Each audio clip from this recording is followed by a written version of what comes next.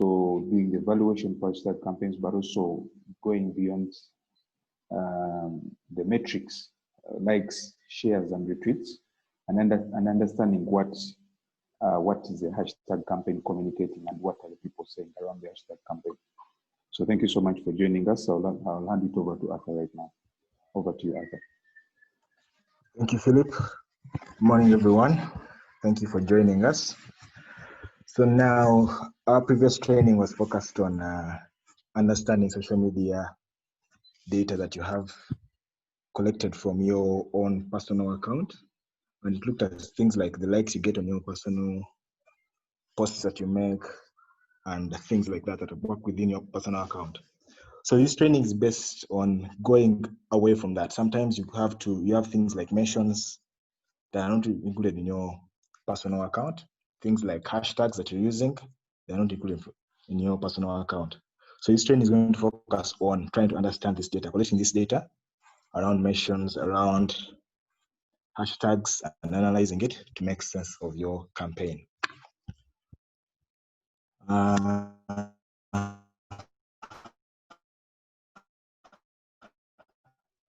What we are going to cover is basically scrapping using an API or a tool. Then data analysis, we're going to use tools like Excel, R, or Python. Then data visualization of your data. We are going to use a tool called Workbench that will be able to get you data to analyze on your campaign. So what is a hashtag campaign? A hashtag campaign is some sort of marketing or advocacy initiative usually meant to gain social media attention or create engagement around a topic or a product or an idea. For example, we currently have the ongoing 16 days of activism campaign, where people are talking about how to fight gender-based violence, the dangers of gender-based violence, the effects of gender-based violence around women. When you're creating a hashtag campaign, there are some practices you should follow in order to come up with something great that will work. You have to pick something that is emotive. Let's say Black Lives Matter, or let's make peace, things like that, that are emotional, that have an emotion attached to them. It has to be something unique, and it has to be something short and catchy so that people can easily catch on it and use it in other places. So why are hashtags great? Hashtags are great because they bring people together. For example, if you have a hashtag like Data Fest Kampala, you get people to come in and talk about the event or share what they thought about the presentation, things like that. And then they're expressive in terms of where you're fighting for things like women's rights, Me Too campaigns, Black Lives Matter, like I mentioned. And then they also do collect a lot of information, which is what this training is focused on. For example, if I go through policy and say, let's look at a hashtag like 16 days of or Senate on gender-based violence. All the data loads, you can get all this data is collected here. When you search with the hashtag, all this data is collected, and the best way to analyze it is to access this data through the Twitter API or or on Facebook. You do the same thing. Since it's not included within your personal, when you go to analytics and try to when you look at your profile and go to analytics, you're basically going to only have access to what you posted is only what you can analyze.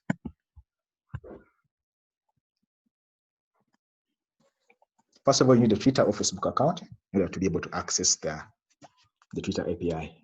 Then you also need to create a Facebook developer account or a Twitter developer account. Then within that account, you have to create an app that will basically be given credentials that can let it access. Let's say you create like a tool that will be able to access the data. And you can have R or Python installed on your device and some few packages that you're going to use. So what is an API?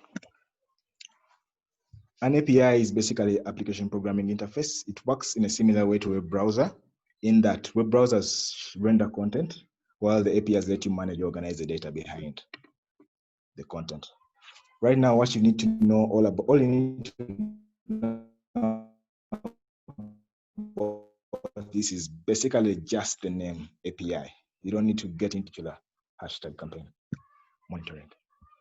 So for Twitter, you start off with Twitter.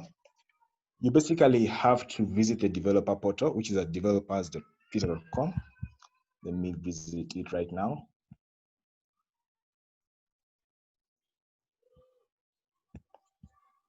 Developers.twitter.com.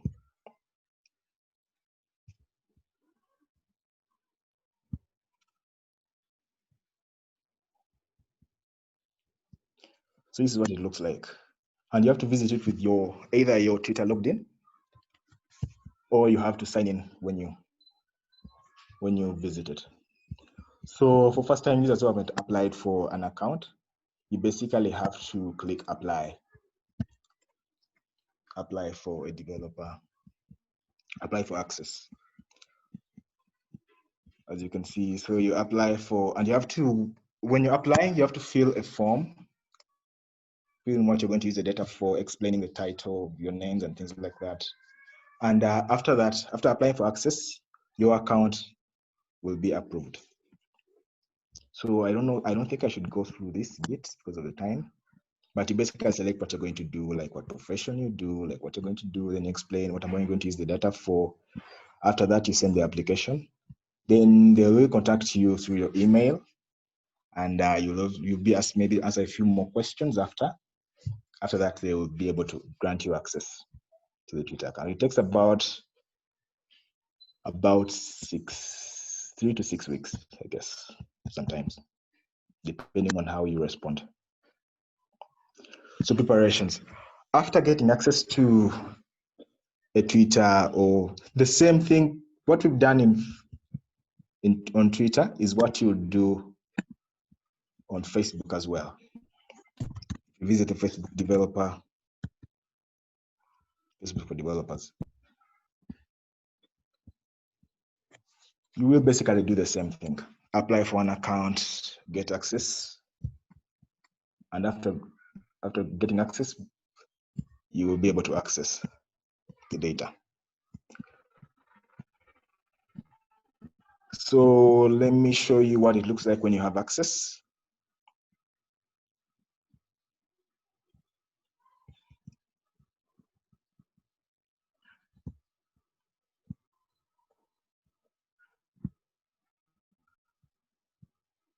Go to developer.com.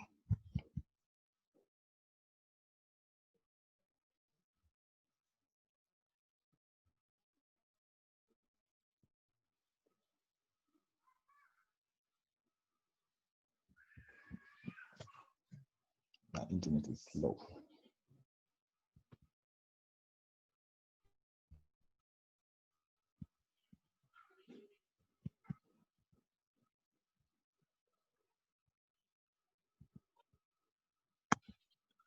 So yeah, this is what it looks like when you're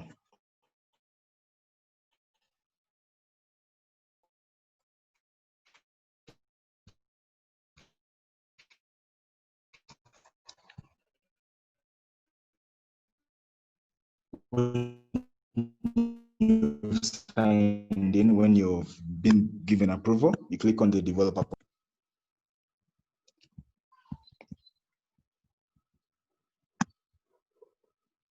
which should look like this, where you have a portal, you have projects on the side, apps, and you can create a new project and create a standalone app.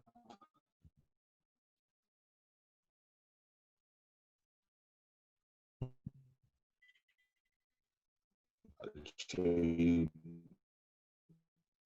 briefly how that works.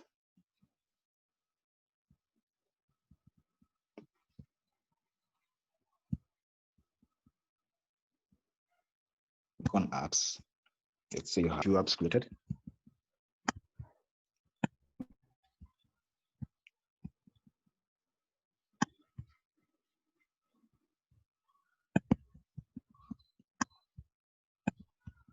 So once you're able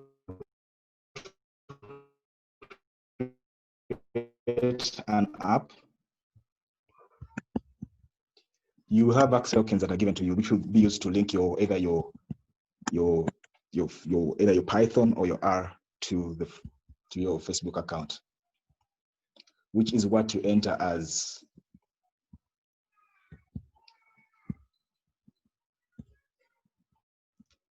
the token.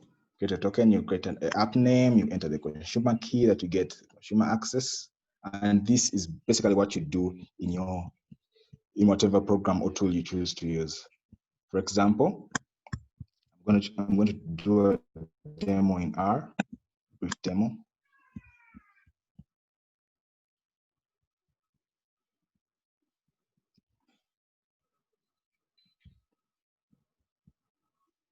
This is R Studio loaded. So if you decide to use, let's say, R-Tweet library, you're going to just enter the token if it's the first time you're doing it, and you enter your respective app name, the consumer key, consumer access secret, and it will run. This will run and be able to link your device. Already done. So I already have my IP address registered or my device registered.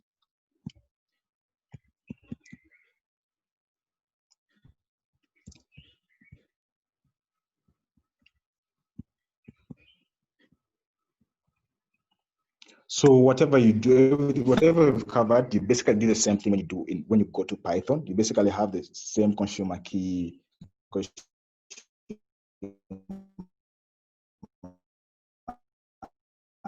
access token in Python to connect the tool you're using. By the tool, I mean, let's say you're running it using RStudio for my case. And then you link it to the Twitter account or the Twitter data. So once you're connected, to collect this data, you basically have to just run the library or whatever library you're using. Let's say R-Tweet or TweetR, or in Python, you'll have TweetPy. And you basically enter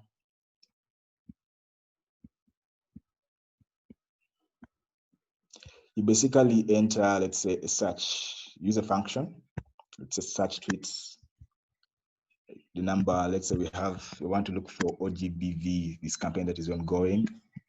Then you enter, let's say, the number of tweets that you want, and you say either include retweets or not. You can also add things like the date, start from this period to this period, and you run that. Let's run it.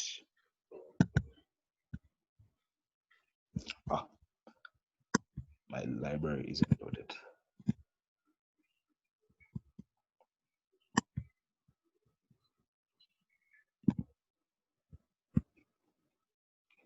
So this should run for a few minutes, depending on the number of tweets you're planning to collect. And it should be able to collect for you the data and have it loaded. So it's done. Once you click view to see the data that you have.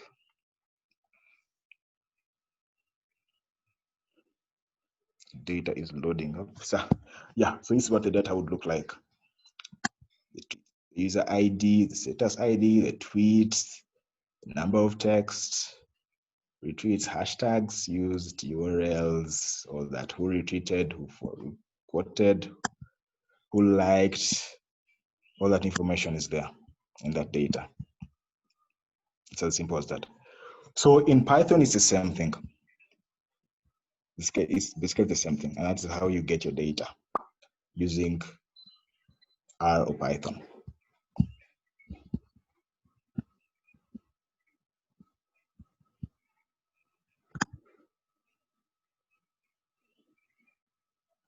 So people who don't want to use R or Python, or people who aren't really good at scripting, there is a tool that you can work with to access this data. That is called Workbench. To open your Workbench basically looks like, it's a free tool that is accessible to everyone.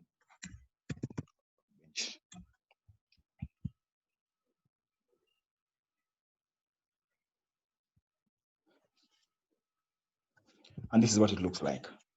So you can access Workbench as long as you create an account.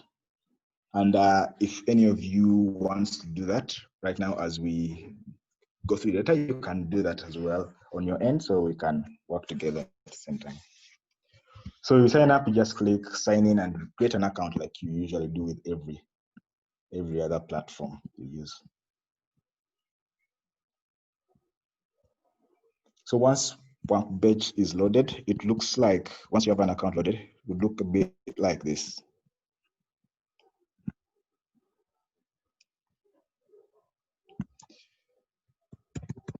Workbench.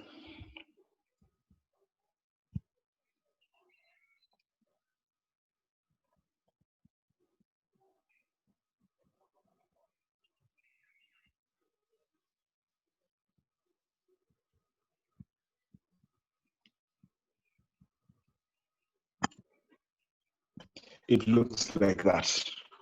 The main screen, once your account is loaded in. No, sorry, it doesn't look like this. Is when you're actually signed in. This is when you're actually created.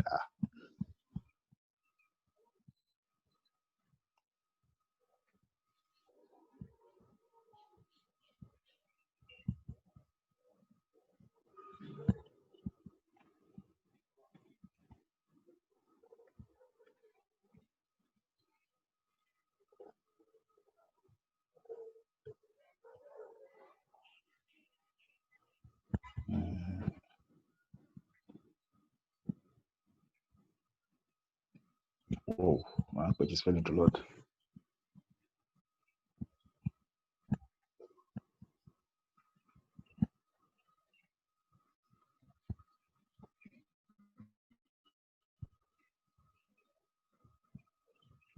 Let me see if I already have it loaded somewhere.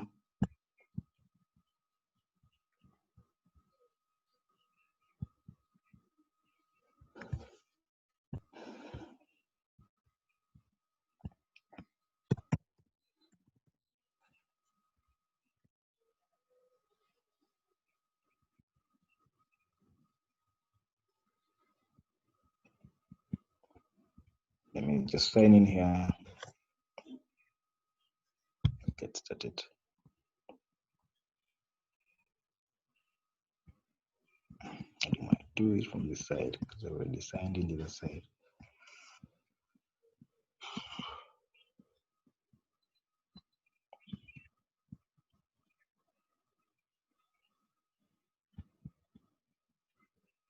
Oh, just running out there.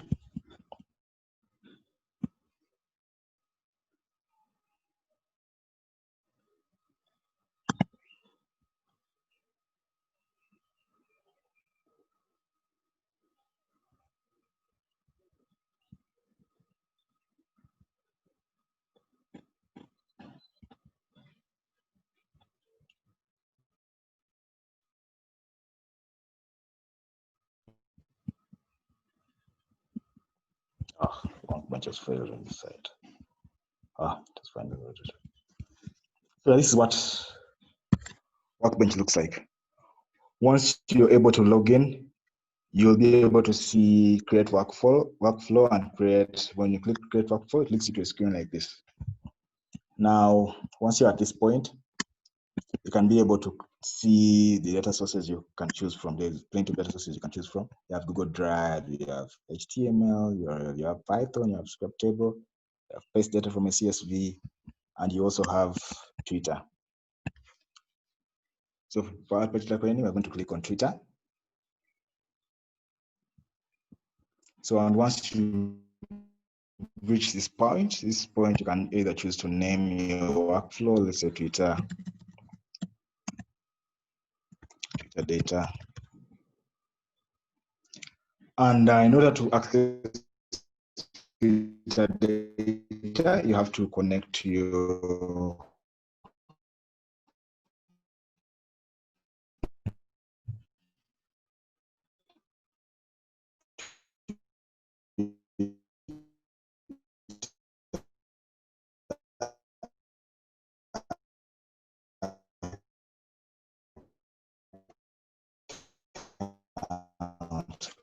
so you sign in.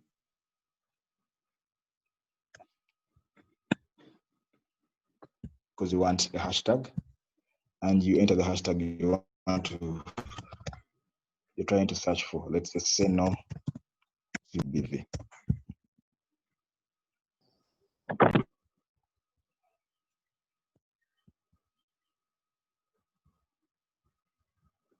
So once your account is signed in and you have, let's say you're looking for any tweet,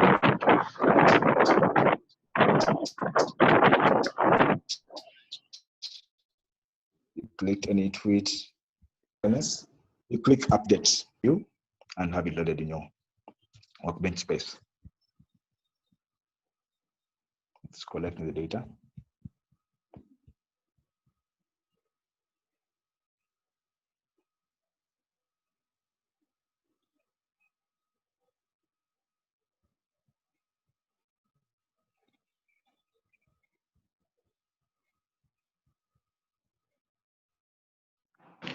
Mic check.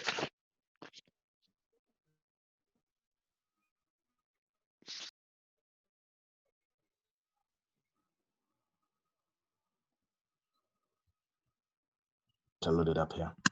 You see who is currently using. Workbench basically gets you the data for the last 1,000 tweets that have gone out, and this data includes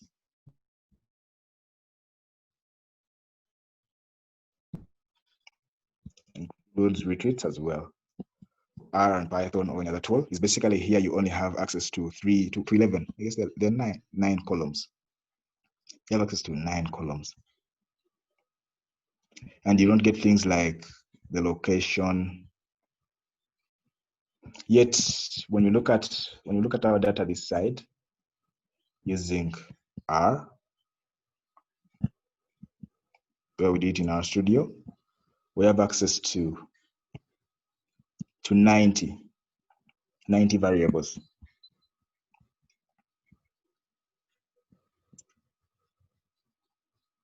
90 variables that you work with.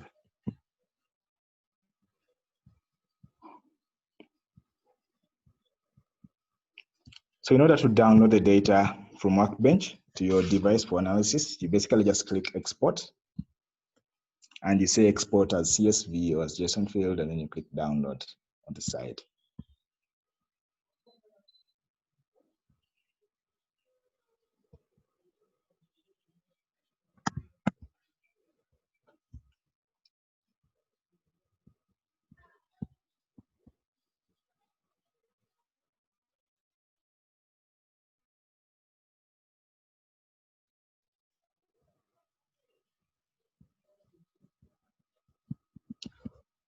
So yeah, it's time to work. So yeah, now once you have access to the data, you have to do a little bit of analysis to see, maybe you want to compare maybe the reach of your campaign. Let's say how many people have been tweeting about a particular hashtag, which could be in terms of unique mentions, how many different people have talked about, have posted about this particular hashtag. Then you can use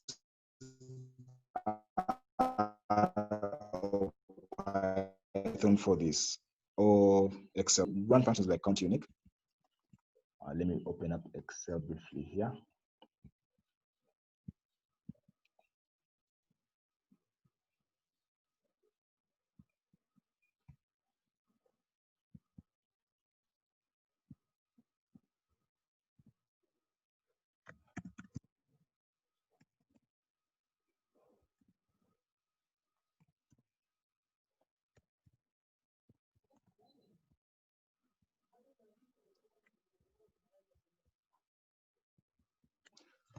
So you load up the data in either Excel or Google Sheets, and you can be able to analyze it from this side.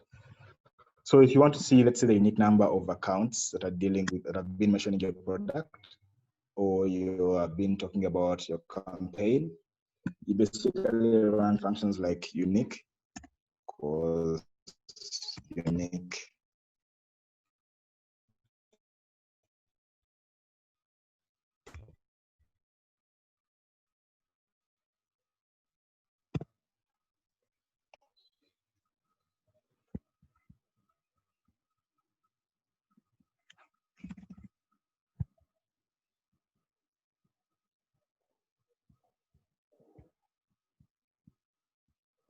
the function was unique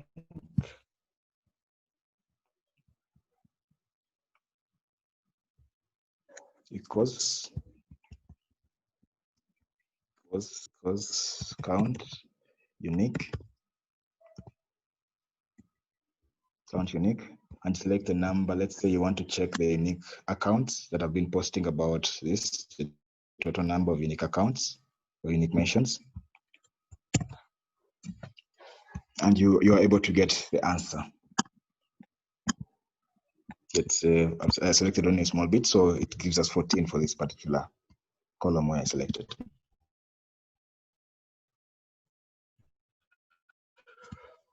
In R,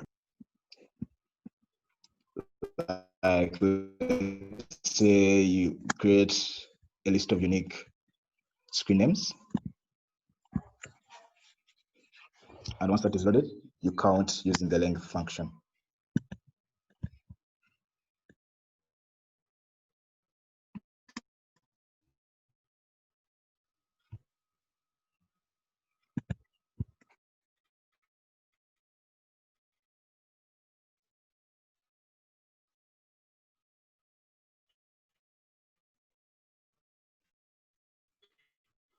Let's say 35.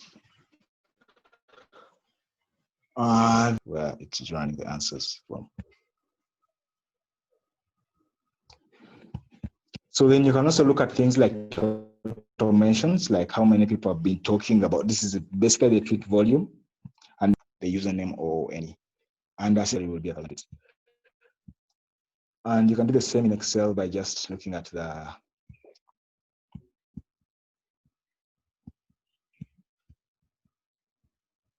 let me load up Excel a bit here. By just looking at the, let's say the column, and at the bottom you have the count at the end, at the bottom here. You have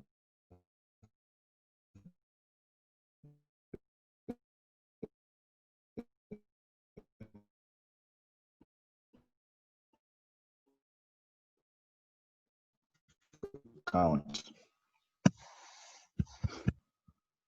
So that is how you can evaluate your campaign in terms of how many people are tweeting about it, have been made about it.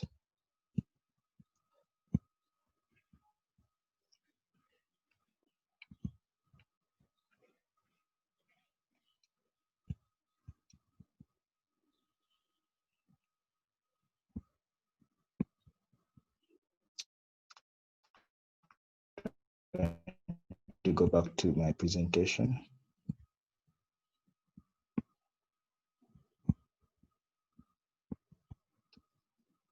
So you look at total mentions and the unique mentions, or the unique users. So you can also go ahead and select influencers for your campaign by looking at either tweet volume by a particular user, in terms of who is tweeting most about a particular topic.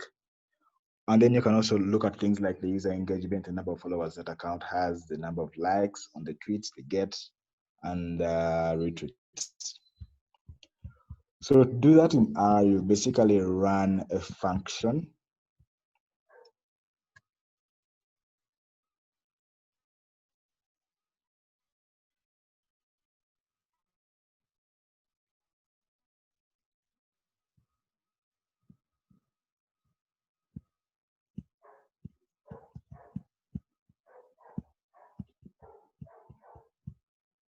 Select influencers. So you can basically just apply the table function on the screen name or the username, and you see, you create a variable of popular users, basically a frequency table that shows each username and how many times they've posted about the topic that you're looking at or the hashtag. And then you can view the popular, the frequency. Let's say you have the accounts and the frequency, like how many posts they wrote or how many tweets they pushed out. And with this, you can be able to arrange it in ascending or descending order, and you see who posted the most about the hashtag you're looking at and who posted the least.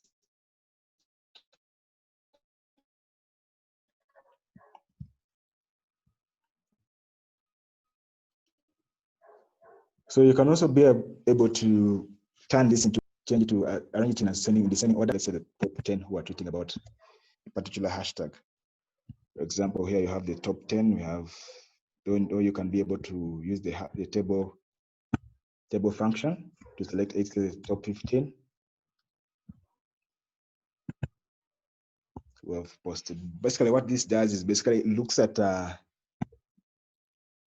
popular table that we have here, and it counts the top 5 rows of the top 5 columns since it's already arranged in order, and then gives you the answer of this.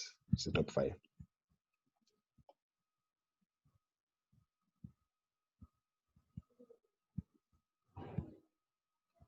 So in Excel, to do that in Excel, you have to run frequency tables and apply other similar, you find a similar workaround around it.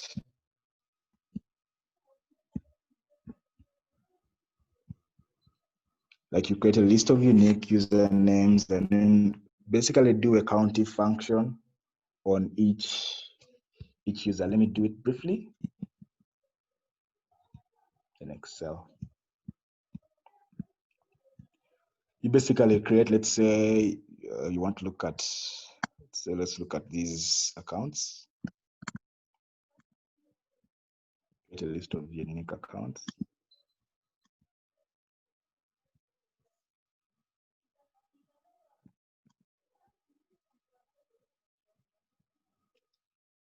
Yeah, create a lot of unique accounts. Then you apply the counting function on these accounts to count how many times each of these appears. Count if. Select the range.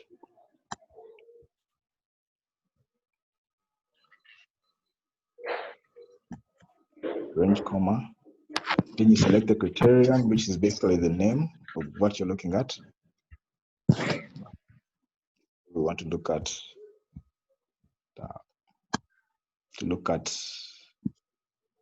the number of times policy org appeared, or whatever you're looking at. African defenders. This column was African defenders. And then you select this. You can let's the word itself. Put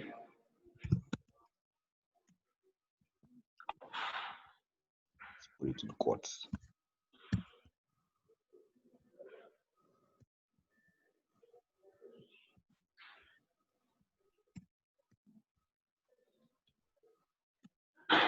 So it counts and brings you the number of times the name appears.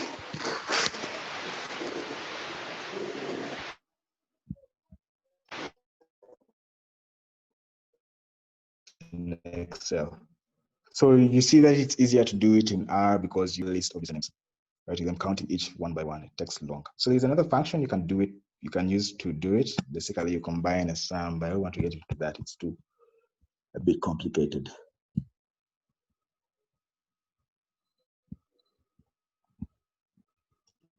So after that, you can look at maybe things like user engagement for the top, let's say the top users you've selected, the top people by volume. Then you look at maybe the total likes they have on their accounts. You look at things like the number of followers an account has, the number of likes, and with that, you'll be able to select who is the best influencer for your campaign. Now, texture data collected from Twitter or Facebook or social media accounts. Basically, you can use it to extract sentiments or feelings out of it. How this works is basically when someone posts a statement like I hate this product, like this is the worst, like this is an example of a tweet. This is the worst telecom operator I've ever seen. Very slow internet, very expensive. So that is an example of a tweet one can push out. And you can use sentiment analysis to basically understand how a user feels. If you have, let's say, a lot of tweets, you're basically going to run one line and then be able to understand which tweets are negative, which tweets are positive, who likes our products, who doesn't like our products.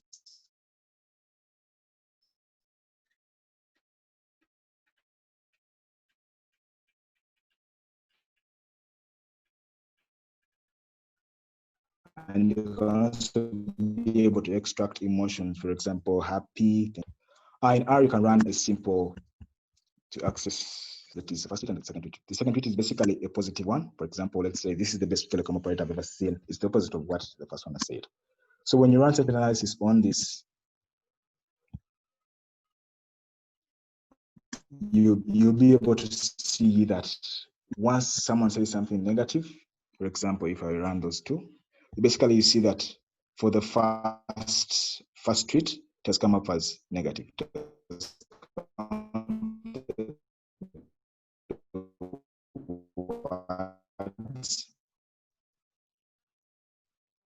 So what I'm basically saying is that understand what this tweet means or convert it to numbers, organized in form of sentences. Let's say one, sentence two, and the number will be attached to value. And then the average of the sentences is what you get as a sentiment here. So here we have this first tweet has two sentences. So basically we have two sentiments. Then the second tweet has three sentences. Very slow, very cheap, affordable, thank you. Affordable, thank you for the good work. So basically when we run sentiment analysis on this, we'll be able to understand that this person, you see this is positive, positive, positive. And depending on the intensity, for example, some words are scaled low while others are scaled high. For example, when someone says I hate you and someone says I dislike you, it's basically I hate you will have a higher negative than the others, than the other word, since it's basically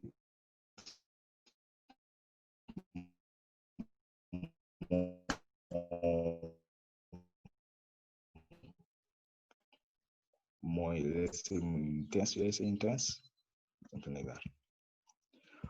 Get sentiment analysis on your. Then you can also do it using Workbench. If you go back to our Workbench, you can be able to add maybe a step and say,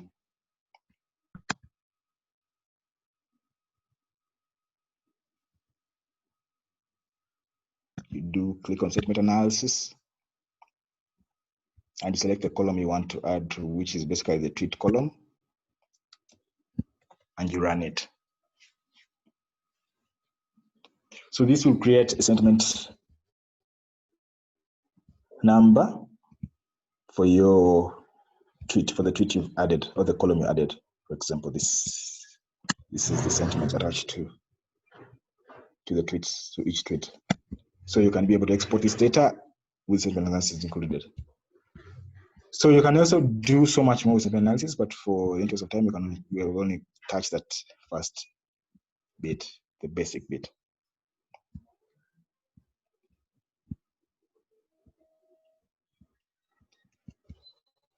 Then when you're using Python, you also have to look at, you'd have packages like NLTK that will help you do that, the same, what we just did in R.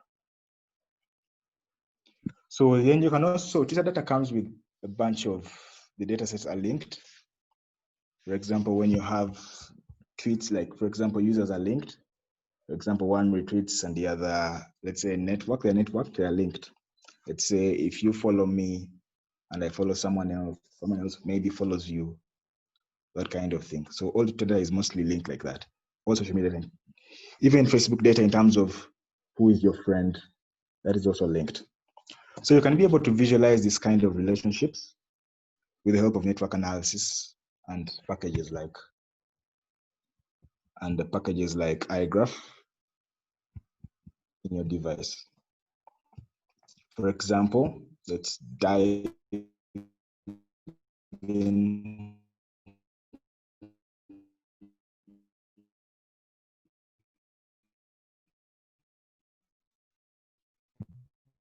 to an example of this.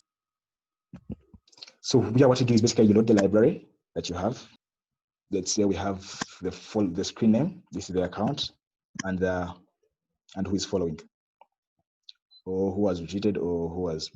For this case, I use the account, and the retweet, the person retweeting, or the retweeter's screen name. And once you convert this to a graph data format, and you'll be able to visualize it using a network.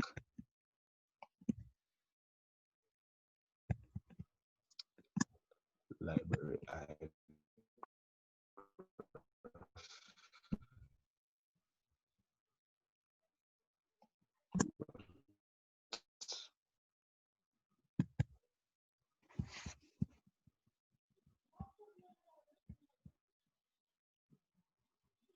This is what a network would look like. I don't know whether you guys are seeing it.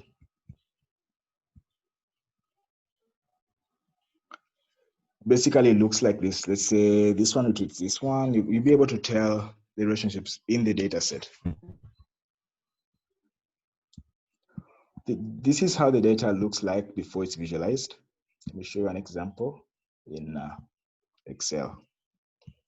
You can be easily understand it.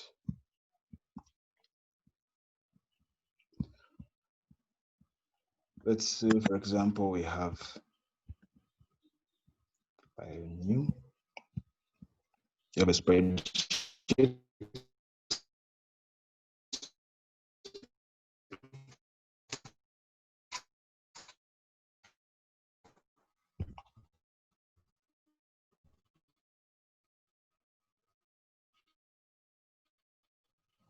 And we have a name, let's say an account.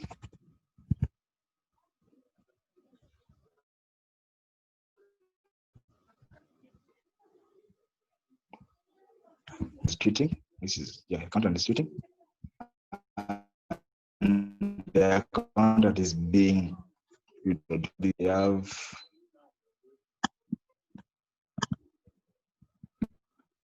have the account that is treating, and the account is the person who has retweeted, who tweeted, and the person who is retweeting. So basically, these kind of relationships exist, and you can be able to see who is retweeting, who likes whose post, who follows who's. Like let's say in terms of following, you'd have a list of maybe the account and a list of who is following.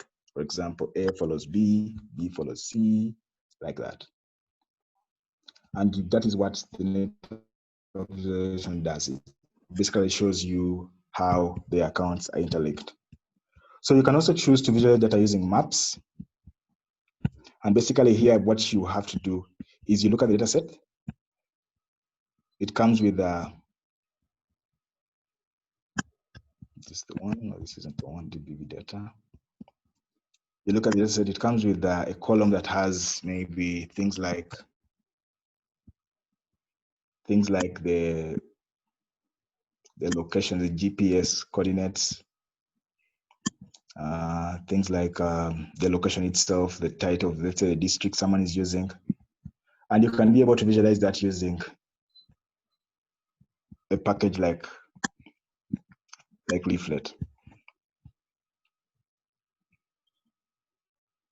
Leaflet. Since we are out of time, I think I'll leave this point to answer the last remaining minutes, answer a few questions that you might have.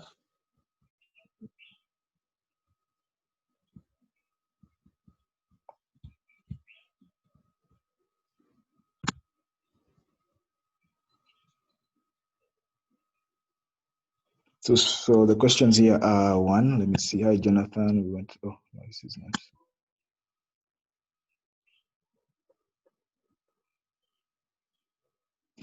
Someone is asking, is Workbench free? Yes, Workbench is free as long as you create an account.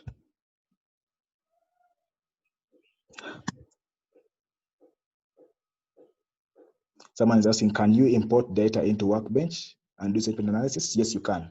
You import via the CSV. I think, let me show you that. Let's open Workbench.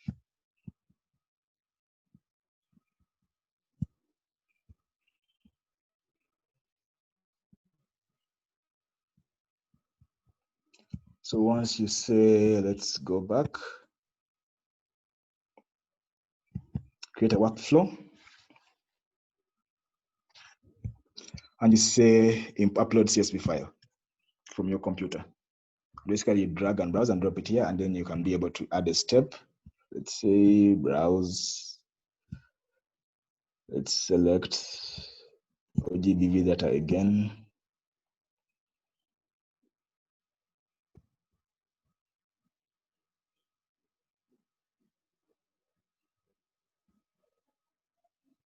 So it's loading the data.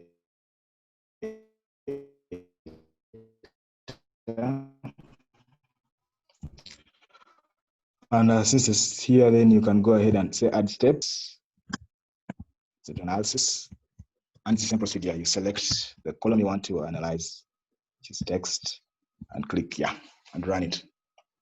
And you create a new column that has the statement scores.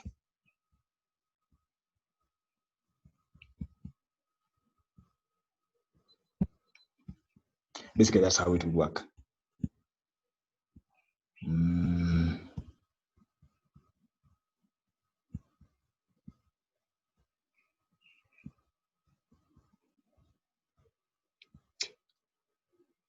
Does Workbench visualize and analysis? Basically, it shows you it returns the score. So you're able to see the score.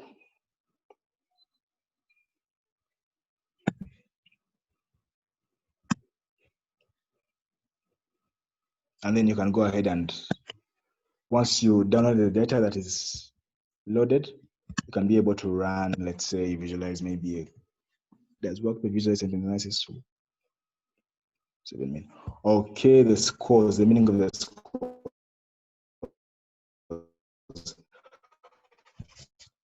So basically, let me write it here. You have 0, you have 1, you have 0, and a negative 1. So when you run sample analysis on this data, let's say the brief, let me go back to the basics of how it works. Let's say you have a column. Let's look for a specific column here.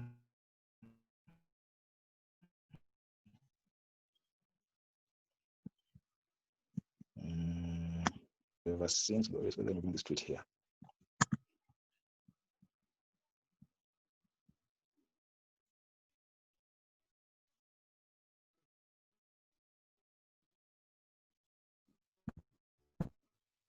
So if you have a tweet like this, what we'll do is basically what's created. Let's say if you said if you mention words like hate, mention words like dislike, all these values, all these words will have a value attached to them. For example, let's say 8 is equivalent to, let's say, negative 0.1 or negative 0.7. Dislike is equivalent to a negative 0.3, like that.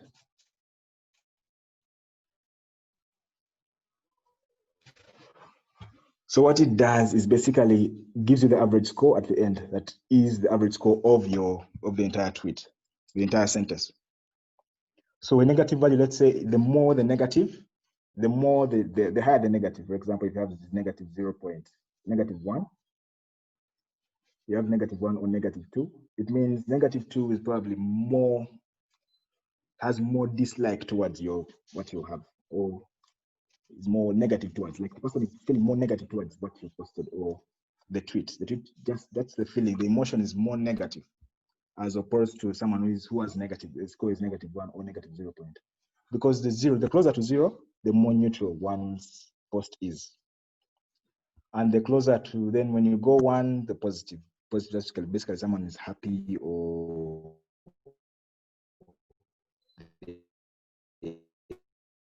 like what you post. The more positive words, the higher. More negative words, the lower the score. Any other questions?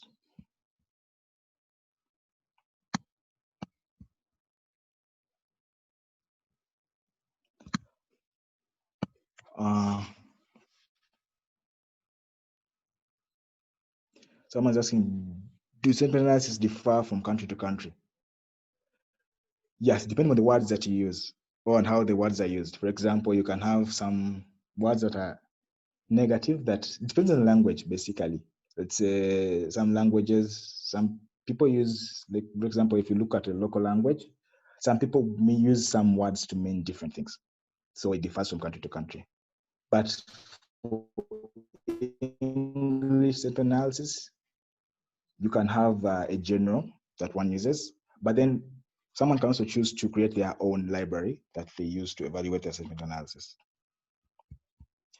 Is there a category of sentiment analysis? Is there a category for the sentiment analysis score? Yes, there is. There's positive, neutral, and negative. Basically, those are the main categories. But if you want to go and basically break it down into maybe try to do, let's say, a range, you say closer to positive, and you can also create your own different categories. But mostly the main ones are positive, neutral, and negative.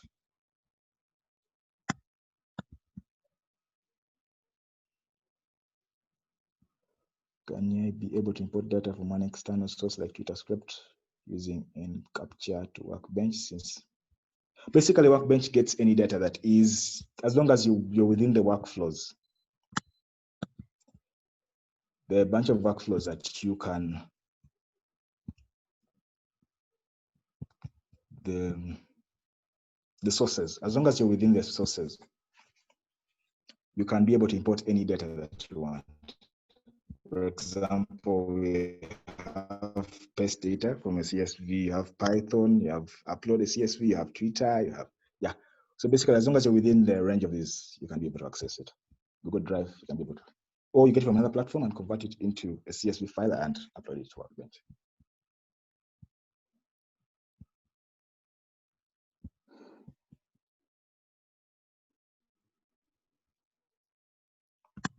Any other questions?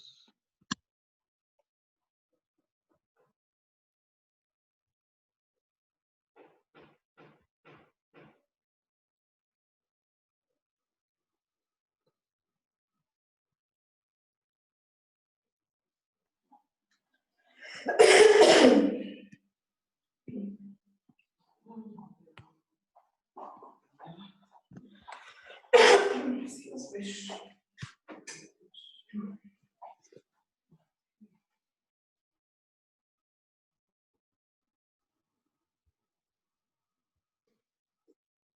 And they'll be available.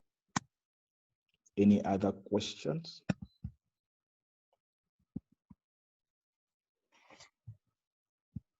All right. Thank you everyone for attending. If there are no other questions, I guess that comes to the end of our introduction to analyzing and visualizing data from a hashtag campaign. Thank you.